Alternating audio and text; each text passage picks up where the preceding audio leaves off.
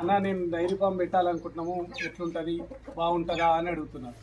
ఎందుకంటే dairy farm అనేది ఇప్పుడు ప్రతి ఒక్కరి మధ్యలో మెలిగేటటువంటి విషయం అయ్యింది.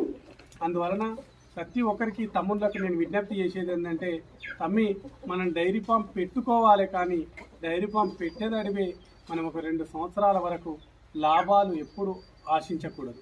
ఎందుకంటే డైరీ ఫామ్ పెట్టిన తర్వాత అందులోపల కొన్ని ఆకే పిచ్చే అనేటటువంటి సమస్యలు ఉంటాయి. అలాంటి సమస్యల వల్ల సమస్యలు ఎటువంటి మనం పాలు అమ్ముకోవడం లోపల ఇబ్బంది కావచ్చు.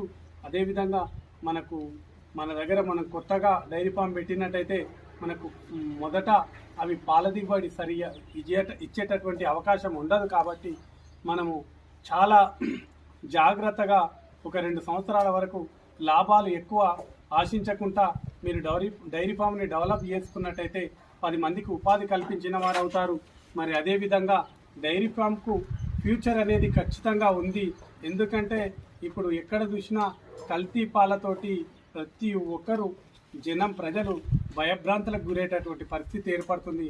అందువలన ప్రజలకు అవగాహన వచ్చింది కాబట్టి ఫ్యూచర్ మొత్తం డైరీ ఫామ్కు ఉండేటటువంటి అవకాశం ఉంది.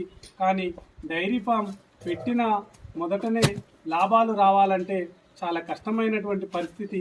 అందువలన మనం డైరీ ఫామ్ మొదట లాభాలు ఆశించకుండా మనం డైరీ ఫామ్ నడిపించుకున్నట్టయితే ఖచ్చితంగా మనకు భవిష్యత్తు ఉండేటటువంటి అవకాశం ఉంటుంది.